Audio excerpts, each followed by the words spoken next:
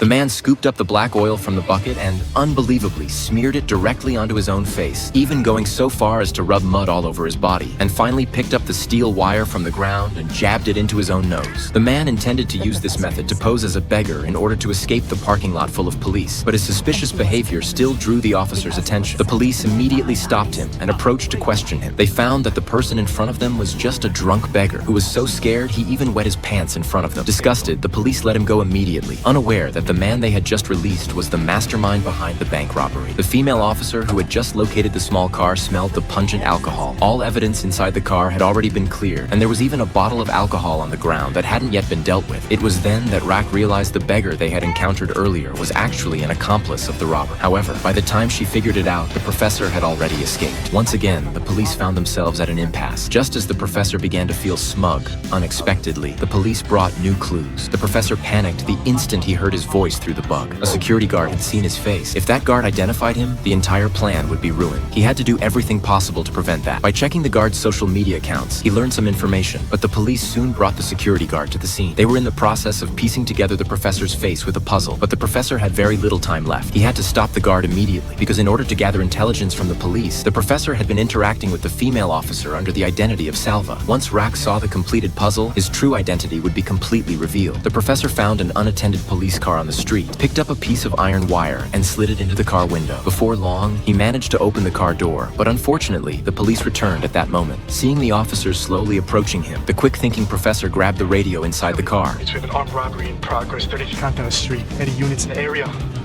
Unit Z32 to Z75. We're right there responding. This allowed him to deceive the two police officers, but the police had already completed the puzzle with the help of the security guard. The professor's face had been drawn.